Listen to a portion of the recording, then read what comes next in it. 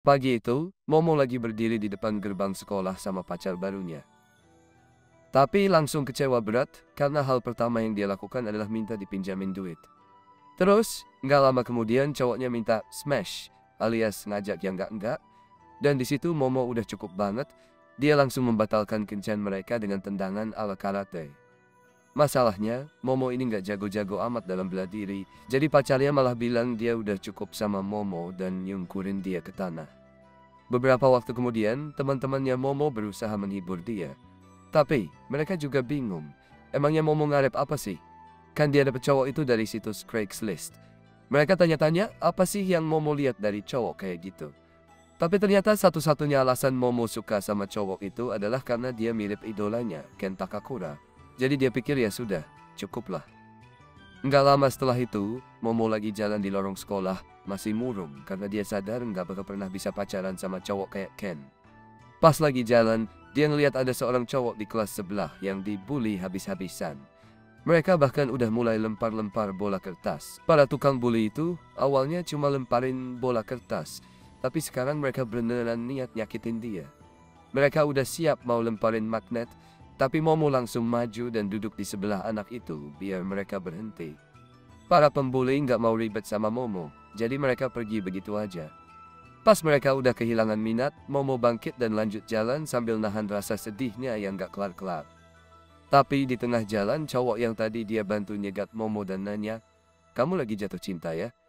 Dia cuma bisa mikir kalau satu-satunya alasan cewek kayak Momo mau ngobrol sama dia yang aneh banget, itu pasti karena ada perasaan. Momo buru-buru menyangkal kalau dia punya perasaan apa-apa sama cowok itu. Tapi ternyata bukan itu maksud si cowok. Dia malah mikir Momo ini penggemar hal-hal mistis kayak dia. Cowok itu lalu ngeluarin majalah yang isinya segala macam teori aneh. Kayak alien itu beneran ada.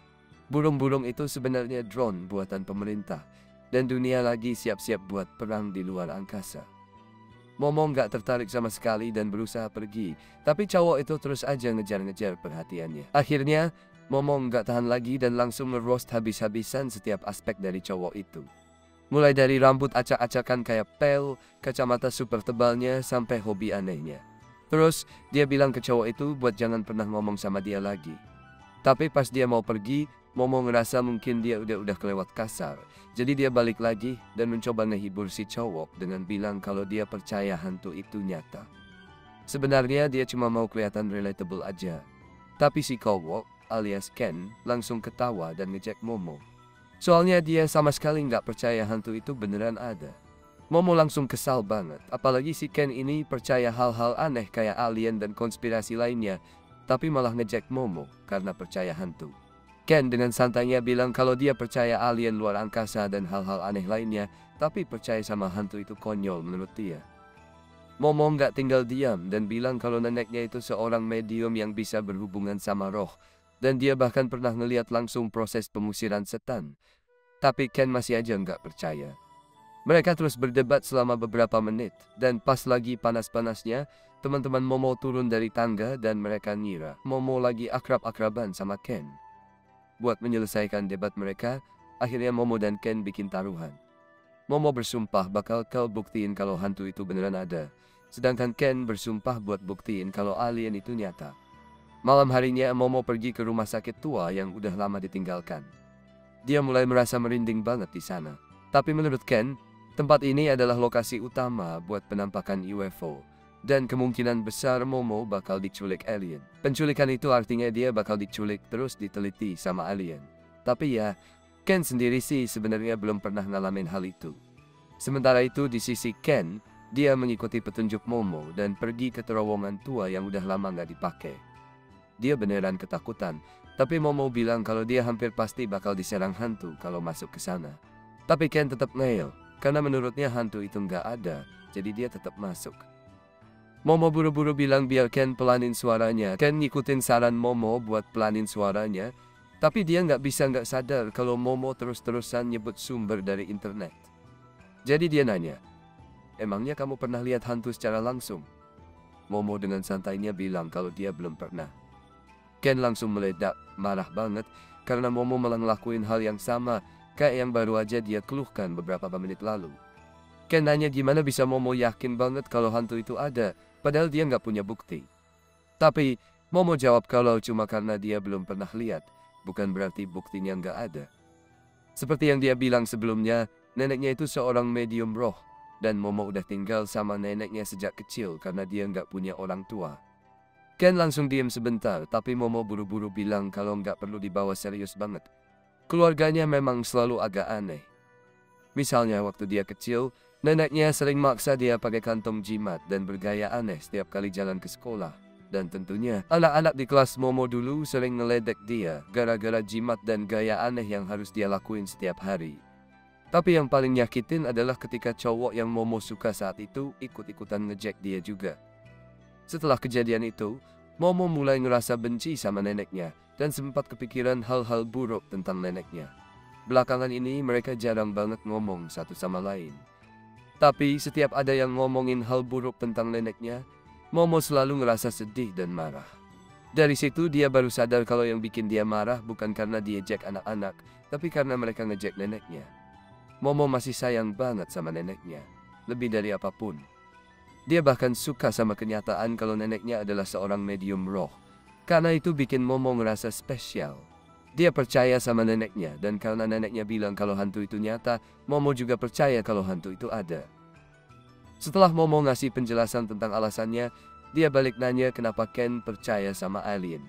Tapi Ken malah menghindari pertanyaan itu dan bilang kalau dia nggak punya alasan khusus buat suka hal-hal aneh kayak gitu. Momo nggak bisa ngelawan argumen itu, dan dia cuma bilang kalau Ken jauh lebih percaya diri kalau ngomong lewat telepon. Ken setuju dan bilang kalau Momo juga enak banget diajak ngobrol. Tapi tiba-tiba Ken berbalik dan langsung ketakutan setengah mati. Di depan dia, ada hantu nenek tua yang ngeri banget sambil bilang pengen makan bagian pribadi Ken. Jujur aja, pasti ada seseorang di luar sana yang mungkin aja tertarik sama tawaran itu. Tapi orang itu jelas bukan Ken. Dia langsung panik dan lari sekencang mungkin. Momo berusaha nenangin Ken lewat telepon dan ngingetin kalau hal terburuk yang bisa dia lakuin dalam situasi ini adalah lari. Soalnya kalau si Turbo Granny, nenek Turbo, berhasil nangkep Ken, dia bakal kena kutukan. Dan si nenek bakal main-main sama dia. Tiba-tiba, sambungan telepon Momo sama Ken terputus. Dan Momo langsung tahu pasti ada sesuatu yang gak beres sama Ken. Dia langsung siap-siap buat pergi ke terowongan buat nyelamatin Ken. Tapi sebelum dia sempat keluar, Momo ngeliat 3 sosok berdiri di lorong. Dia tahu pasti ini bukan pertanda baik, jadi dia coba kabur, tapi langsung ditangkap. Beberapa waktu kemudian, Momo bangun dan nyadar kalau dirinya terikat di kursi alien. Para alien bilang ke Momo kalau dia nggak perlu takut sama mereka. Tapi jelas susah percaya karena mereka udah menculik Momo dan merobek semua bajunya. Momo langsung nuntut buat dilepaskan. Tapi alien-alien itu cuek dan mulai menjelaskan rencana mereka. Jadi mereka itu cuma punya jenis kelamin laki-laki dan mereka berkembang biak lewat teknologi cloning. Masalahnya, gara-gara itu mereka udah jadi lebih inbred dari keluarga kerajaan Spanyol. Jadi, mereka mau pakai tubuh Momo buat penelitian tentang reproduksi manusia. Tapi masalahnya mereka udah kehabisan baby oil. Momo jelas nggak mau ini terjadi, tapi para alien mulai pakai kendali pikiran buat menghentikannya dari melawan. Tiba-tiba, HP Momo bunyi. Salah satu alien penasaran dan jalan mendekat buat ngecek, tapi pas dia dekati HP itu, tiba-tiba dia kena injak di mukanya. Sebuah tangan muncul dari HP diikuti tubuh Ken yang sekarang lagi kena kutukan Turbo Granny. Hal pertama yang Ken lakuin, dia langsung menggigit salah satu anggota tubuh alien yang mirip burung angsa, bikin alien itu terpental jauh. Ken mulai minta maaf ke Momo karena jelas-jelas dia salah soal hantu dan sekarang malah kena kutukan. Momo sih pengen banget bilang, "Tuh kan, apa gua bilang?" Tapi yang paling penting sekarang adalah gimana caranya Ken bisa bantuin dia keluar dari situ. Para alien bingung dan bertanya-tanya teknologi macam apa yang bikin bisa masuk ke pesawat luar angkasa mereka lewat HP. Tapi mereka nggak tertarik sama Ken, karena dia bukan target eksperimen mereka. Jadi mereka nggak mau dia ada di situ. Ken berusaha tetap tenang, tapi kutukan Turbo Granny mulai ngambil alih lagi. Dan sekarang dia malah pengen makan sesuatu dari alien-alien itu. Para alien langsung marah dan bilang kalau cuma mereka yang boleh ngelakuin hal-hal aneh kayak gitu. Mereka pun mulai buka baju kulit mereka dan siap bertarung pakai telekinesis. Tapi Ken terlalu cepat buat mereka ikuti. Jadi dia mendekat dan langsung nyeruduk salah satu alien tepat di area sensitifnya. Setelah itu, dia nyerang alien berikutnya. Tapi kali ini dia lari lurus. Jadi alien itu berhasil melempar Ken ke tembok dengan kekuatan mental. Alien itu marah karena Ken berani-beraninya nyamplok bagian sensitif temannya. Tapi dia nggak mau buang waktu lebih lama lagi. Dia balik ke Momo buat melanjutkan eksperimen. Ken langsung teriak, nyuruh alien itu berhenti dan bilang kalau mereka mau eksperimen, lebih baik eksperimen sama dia aja. Ken mengungkapin isi hatinya, bilang kalau dari kecil dia nggak pernah punya teman. Dia berpikir kalau mungkin alien bisa jadi teman buat dia. Itu alasan kenapa dia mulai mempelajari hal-hal mistis dan sering nongkrong di atap berjam-jam dengan harapan bisa kontak sama alien. Tapi nggak pernah ada alien yang muncul. Dari situ, Ken mulai percaya kalau bahkan alien pun menganggap dia pecundang. Orang-orang di sekitarnya sering ngebully dia tanpa alasan, tapi Momo adalah orang pertama yang membelanya. Dan sekarang, gak peduli apapun yang terjadi, Ken gak bakal biarin Momo terluka. Bahkan kalau dia harus berubah jadi monster sekalipun, dia bakal ngelakuin apa saja buat melindungi Momo. Ken mulai mengumpulkan kekuatan dari kutukan Turbo Granny, tapi alien itu cukup pintar buat ngerti apa yang Ken coba lakuin. Jadi, alien itu langsung ngelancarin serangan ganda buat menghentikan Ken sebelum dia sempat melawan. Setelah itu, alien itu kembali melanjutkan eksperimen terhadap Momo, dan Momo merasa helpless banget. Nggak ada yang bisa dia lakuin buat melawan.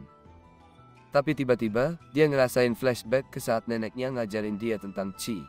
Dulu, Momo terlalu malu buat nyoba, jadi dia malah kabur sambil nyebut neneknya sebagai Miyam, hantu palsu. Sekarang, Momo pengen minta maaf sama neneknya atas semua itu. Tapi sekarang dia udah nggak ada yang perlu ditakutin, jadi dia berusaha buat melakukan teknik itu. Dan betapa terkejutnya dia, ternyata itu berhasil. Dia berhasil membebaskan dirinya dari belenggu, dan Ken hampir nggak percaya kalau Momo ternyata bisa jadi psychic beneran. Dia sendiri juga nggak tahu kalau dia punya kemampuan ini, dan sekarang kekuatan telekinesis alien itu nggak berfungsi lagi terhadapnya. Dengan kekuatan barunya, Momo langsung ngelakuin tendangan bulat yang bikin alien itu terpental keluar dari pesawat. Momo juga nggak nyangka bakal sekuat itu, tapi sekarang pesawat luar angkasa itu mulai jatuh.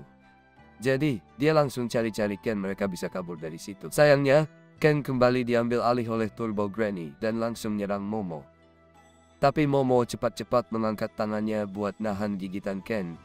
Lalu dia pakai kekuatannya buat menghapus kutukan Turbo Granny. Awalnya kayaknya dia berhasil karena sekarang Turbo Granny udah masuk ke tubuh Ken. Tapi kutukannya belum sepenuhnya hilang. Turbo Granny masih pegang rasa ragu Ken, dan kalau Ken mau ambil kembali kendali, dia harus mencarinya di terowongan miliknya. Turbo Granny lalu menghilang, meninggalkan Momo dan Ken di dalam pesawat alien yang siap jatuh. Tiba-tiba, sebuah kapal hancur nembus rumah sakit terbengkalai dan jatuh ke jalan. Tapi yang luar biasa, Momo dan Ken masih selamat. Momo langsung tendang keluar dari pesawat dan bikin lubang besar. Momo dan Ken menyesali semuanya tentang malam ini. Tapi sekarang Momo pasti percaya sama alien dan Ken pun yakin ada hantu. Tapi mereka berdua bingung harus ngapain sekarang. Nikah karena kutukan Ken bikin dia jadi nggak terkendali, begitu Momo berhenti menggunakan kekuatannya. Momo kehilangan semua barangnya saat alien menculiknya. Satu-satunya cara buat Ken menghapus kutukannya adalah dengan mengalahkan Turbo Granny. Jadi dia bangkit dan bilang kalau dia mau pergi ke terowongan buat ngelakuin itu. Sambil ngomong gitu, dia mulai lepas baju dan bilang ke Momo supaya dia bisa pakai bajunya buat pulang. Momo langsung coba ngehentikannya karena dia bakal kehilangan kendali kalau dia nggak ada di sampingnya. Tapi Ken bilang dia nggak mau melibatkan Momo karena dia nyalahin dirinya sendiri atas semua yang terjadi. Sebenarnya, dia juga nggak punya rencana buat ngalahin Turbo Granny sendirian, tapi dia yakin dia bisa cari cara entah bagaimana. Momo sama sekali nggak mau biarin Ken pergi sendirian setelah semua yang mereka lalui. Dia ingetin Ken kalau satu-satunya alasan mereka bisa keluar dari pesawat luar angkasa itu adalah karena kekuatannya. Jadi tanpa dia, Ken pasti bakal terjebak. Ken nanya apakah Momo beneran mau ambil risiko demi bantu dia. Momo udah mantap dengan keputusannya, jadi dia jalan ke arah Ken dan bilang supaya dia pakai bajunya lagi. Tapi Ken bilang supaya Momo aja yang simpan bajunya, karena dia terlalu malu buat ngobrol sama Momo dalam keadaan kayak gini. Seketika, jantung Momo kayaknya berhenti sejenak karena Ken ngomong persis dengan kalimat yang biasanya diucapkan Takakura Ken. Tapi dia coba buat ngegampangin aja. Dia udah manggil Ken dengan nama itu sepanjang waktu. Tapi dia sebenarnya nggak tahu nama aslinya. Jadi Momo nanya, dan betapa terkejut dia ketika tahu kalau nama asli Ken itu Takakura Ken.